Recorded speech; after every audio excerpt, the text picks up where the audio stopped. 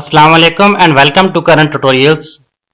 अच्छा, आज का टॉपिक स्टार्ट करने से पहले एक छोटी सी चीज कि आप में से ना कुछ लोगों के क्वेश्चन थे कि हम डाटा किस तरह ढूंढे ना, तो आपने पता क्या करना है, करंट ट्यूटोरियल्स के अंदर जाके प्लेलिस्ट्स बनी हुई हैं, तो हर प्लेलिस्ट के अंदर ना उसका रेलेवेंट डाटा पड़ा हुआ है।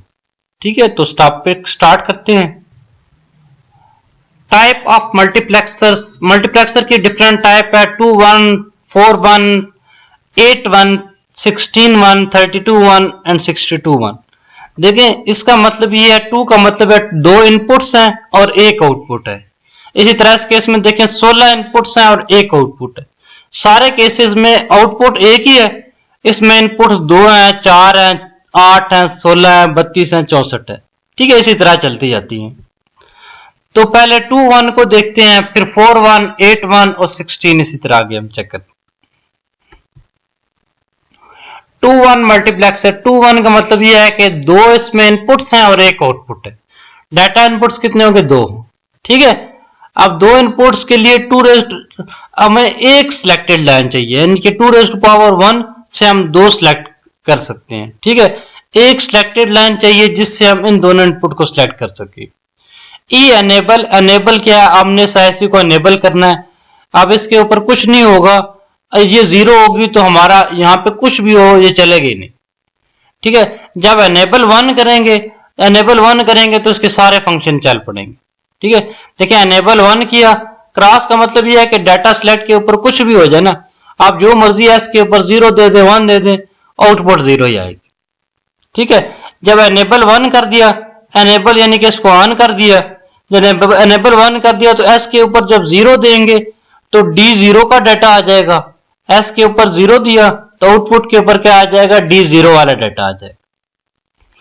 जब सिलेक्ट के ऊपर 1 दिया तो आउटपुट के ऊपर D1 वाला डाटा आ जाएगा। ठीक है, जो भी वो डाटा है वो आगे ट्रांसफर कर देगा। तो ये 2-1 मल्टीप्लेक्सर है। इसकी डायग्राम देखते हैं। देखें D0, ठीक है, D0 को एक दफा यहां से जोड़ दिया, इसी तरह D1 को नीचे वाले के साथ जोड़ दिया। ठीक है, S जो है, S के ऊपर अगर 1 आता है तो ये नीचे वाले के साथ चला जाएगा। S के ऊपर 0 आता है तो 0 को इन्वर्ट करके 1 को हम यहां पे लिखा दें। ठीक है, ये S बार D0 लिखा हुआ है, ये S इंटू D1 लिखा हुआ। दोनों आपस में और कर लिए, यानी कि दोनों में से किसी की एक आउटपुट 1 हुई तो यहां पे आउटपुट 1 आ जाए। एनेबल जैसे आपको मैंने पहले बताया, ये स्विच ऑन ऑफ की तरह है। यहां पे 0 देंगे ना तो ये सारा कुछ 0 कर देगा। जब इसके ऊपर 1 देंगे ना, इसके ऊपर 1 देंगे तो जो ये पीछे वाला डाटा है वो यहां पे आउटपुट पे ट्रांसफर हो जाएगा, क्योंकि एंड गेट की आउटपुट 1 तब होती है जब इसकी दोनों इनपुट्स 1 होती हैं। अब जब ये 0 हो जाएगी तो ये आउटपुट हमेशा 0 रहेगी। अब जब ये 1 होगी तो ये इसके लिहाज से आउटपुट चेंज होगी। जब ये 1 होगी तो आउटपुट 1 होगी, जब ये 0 होगी तो आउटपुट 0 होगी। ठीक है, इस तरह 2-1 मल्टीप्लेक्सर हम बना सकते हैं यूजिंग लॉजिक गेट्स। 4-1 मल्टीप्लेक्सर देखते हैं। देखिए 4-1 का मतलब है 4 इनपुट है और 1 आउटपुट है। ठीक है, D0, 1, 2, 3 ये 4 इनपुट्स होगी, 1 आउटपुट होगी। ठीक है, 4 इनपुट को सिलेक्ट करने के लिए हमें 2 सिलेक्टेड लाइन चाहिए। 2 सिलेक्टेड लाइन होगी तो 2⁻2 4, यानी कि 4 इनपुट्स को हम टैकल कर सकेंगे। एनेबल इनपुट, ठीक है, ये ऑन ऑफ स्विच की तरह हो गई। जब ये 0 होगी तो ये 0 होगी तो S1 S2 पे कुछ भी आ जाए आउटपुट 0 रहेगी। ठीक है, एनेबल इनपुट ऑन की, एनेबल इनपुट ऑन रहेगी तो जब S0 और S1 दोनों के ऊपर 0-0 आएगा, ठीक है, 0-0 क्या, इसका मतलब क्या है? 0 आ गया। D0 का डाटा ये ट्रांसफर कर देगा। ठीक है, S1 के ऊपर जब 0 आएगा तो इसके ऊपर 1 आएगा तो 0-1 किस चीज की बाइनरी है? 1 की, तो ये D1 का डाटा ट्रांसफर कर देगा। इसी तरह S1 के ऊपर 0 आएगा, S1 के ऊपर 1 और S2 के ऊपर 0 आएगा तो ये 2 की बाइनरी है तो D2 का डाटा ट्रांसफर कर देगा। इसी तरह दोनों के ऊपर 1-1 आएगा तो 3 की बाइनरी है, D3 का डाटा ट्रांसफर कर देगा। इसको हम उससे भी बना सकते हैं हमारे लॉजिक गेट्स की मदद से। ठीक है, अब सबसे पहले देखें एनेबल। ठीक है, एनेबल आउटपुट वाले एंड गेट के साथ लगी हुई है। जब ये 0 होगी ना तो आउटपुट 0 होगी, जब ये 1 होगी तो आउटपुट वही होगी जो यहां से आएगी। क्योंकि एंड गेट में दोनों मल्टीप्लाई हो रहे होते। ठीक है, अब हमने एंड गेट लगाए, 4 एंड गेट लगा लिए। पहले पे D0 दे दिया, फिर D1 दे दिया, D2 दे दिया, D3 दे दिया। ठीक है, S0 और S1 आउट इनपुट्स हैं। S0 जो है वो इन्वर्ट करके क्या दे दी, 0 वाले के ऊपर दे दी, और ये इसके ऊपर दे दी, D2 वाले के ऊपर दे दी। इसको क्या किया, इसको भी हमने इन्वर्ट करके ये 0 वाले के ऊपर दिया और ये 1 वाले के ऊपर दिया। ठीक है, अब जब इसको 1, ये वाला उसका 1 जो है 2 और ये D1 और D3 को दे दिया। ठीक है, इसी तरह इसका 1 जो है हमने इन दोनों पे दे दिया। ठीक है, अब इसमें से देखें जब 0 0 होगी, तो जब 0 0 होगी तो देखें सिलेक्टर में यहाँ पे 1 और 1 आ जाएगा, ये दोनों 1 1 इसके ऊपर जाएंगे, तो D1 D0, अब इसकी ये दोनों इनपुट्स 1 होगी, जो D0 होगा वही आगे ट्रांसफर होगा। जो D0 ट्रांसफर होगा OR गेट में सिंपली ऐड कर देता है, तो वही सारा डाटा यहाँ पे आ जाएगा। इसी तरह जब इसके ऊपर 0 देंगे, इसके ऊपर 1 देंगे, इसके ऊपर 0 देंगे तो यहाँ पे 1 आएगा, ये वाला 1 इसके ऊपर गया और ये वाला 1 इसके ऊपर दिया। ठीक है, अब इस वाला 1 है, ये वाला 1 इसके ऊपर 1 जाएगा और इसके ऊपर 1 जाएगा। अब यहाँ पे दोनों 1 1 है, तो D2 का डाटा ट्रांसमिट होगा। इसी तरह जब दोनों के ऊपर 1 1 आएगा, तो इस लाइन के ऊपर 1 आएगा, इसका 1 यहाँ पे जाएगा और इसका दूसरा 1 कहाँ पे जा रहा है जी, है ना, ये जा रहा है ना, ये देखें, ये शॉर्ट सर्किट हुआ पड़ा, ये दोनों, तो ये D3 वाला डाटा जाएगा। D3 में ये देखिए S1 और S3 दोनों मिलके यहां पे ये वाला D3 का डाटा आउटपुट पे जाएगा। ठीक है, इस तरह हमारा क्या करते हैं, 4 इनपुट्स को हम एक आउटपुट बना रहे होते हैं। 8-1 मल्टीप्लेक्सर, 8 इनपुट्स हैं और एक आउटपुट है।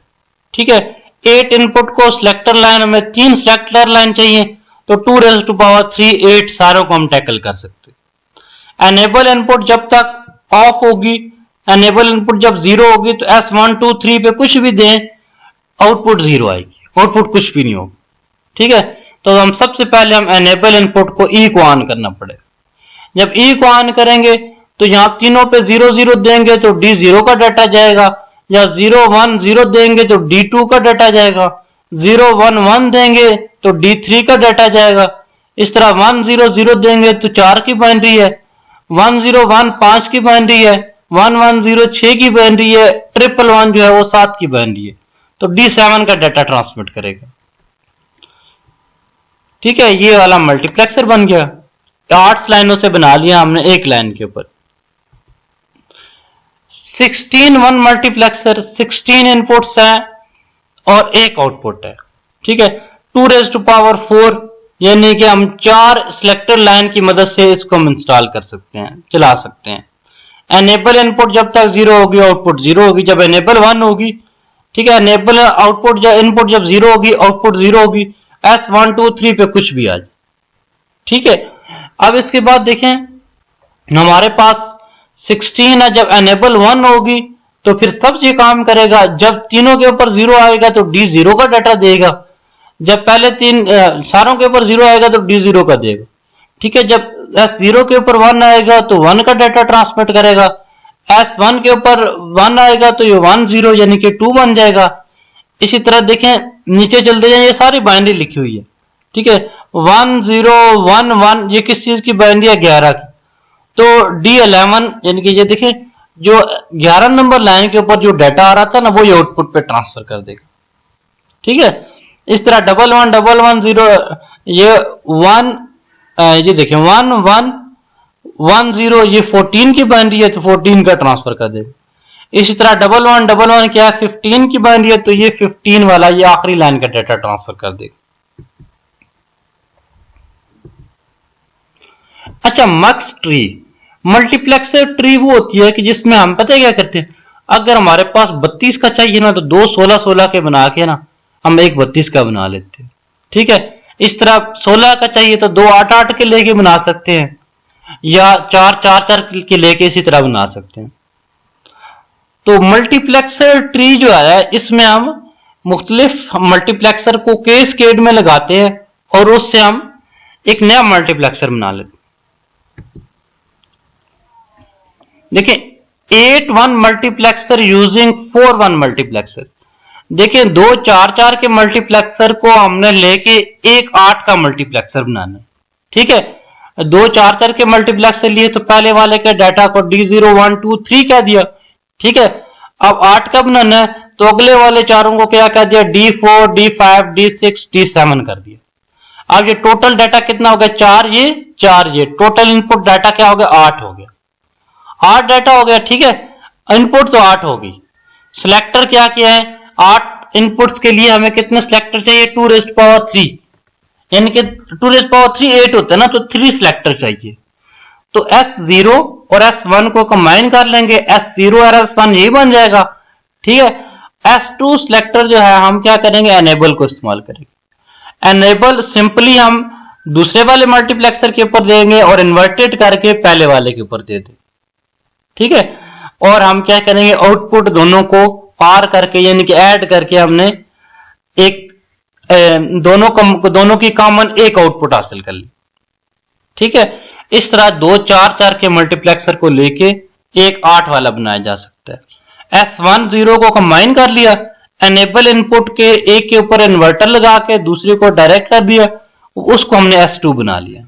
ठीक है, इसी तरह जब इन दोनों के ऊपर, तीन सारों के ऊपर 0 0 देंगे तो D0 का डाटा सिलेक्ट होगा, 0 1 0 देंगे तो D2 का देगा, 0 1 1 होगा तो D3 का सिलेक्ट होगा। इसी तरह सारों के ऊपर 1 1 आएगा तो D7 का डाटा सिलेक्ट होगा। अच्छा देखें, 4-1 मल्टीप्लेक्सर है। अब ये आगे और गेट लगा हुआ है।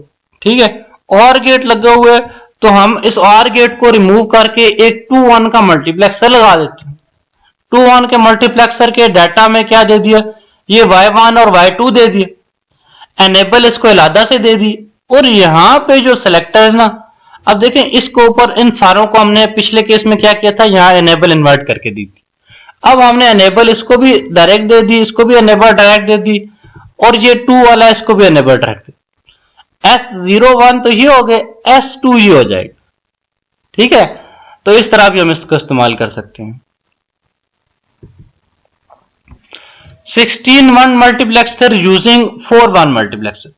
देखें 16-1 मल्टीप्लेक्सर हासिल करना है जो 4-1 मल्टीप्लेक्सर को हासिल करते हैं। देखिए 4 4s are 15, तो हमने इनपुट पे क्या कर दिया, 4 मल्टीप्लेक्सर लगा दिया, क्योंकि हमें 16 इनपुट्स चाहिए, 4 4 8 4 12 और 4 16 इनपुट्स मिल गए। ठीक है, S0 और S1 जो है सारों का इकट्ठा कर दिया, इनका S0 ये देखे ना, ये यहां पे शॉर्ट करके इस S0 के साथ, इसी तरह S1 जो है इन सारों का कंबाइन करके इकट्ठा करके बाहर निकाल। S0 और S1 कंबाइन हो गए। ठीक है, अब ये 4 मल्टीप्लेक्सर है, चारों मल्टीप्लेक्सर की आउटपुट्स जो है, 4 आउटपुट्स के लिए हमने एक और 4-1 मल्टीप्लेक्सर ले लिया। पहले वाले का D0, दूसरे वाले का D1, तीसरे वाले का D2, चौथे वाले का D3 दे दी। इसके तो 2 सिलेक्टर होंगे ना, पहले वाला S2 हो जाएगा, दूसरे वाला S3 हो जाएगा। ठीक है, दूसरे वाला S3 हो जाएगा। तो इस तरह हम 16-1 मल्टीप्लेक्सर ले सकते हैं, जो 2 4-1 के मल्टीप्लेक्सर को लेके। इससे पहले देखें, ये 8-1 मल्टीप्लेक्सर लिया था 4-1 मल्टीप्लेक्सर को लेके, ये 8 वाला मल्टीप्लेक्सर लिया था 2-4-4 वाले के लेके। ये हमने क्या किया है, 16 वाला मल्टीप्लेक्सर लिया है 5-4-4 के लगी। ठीक है,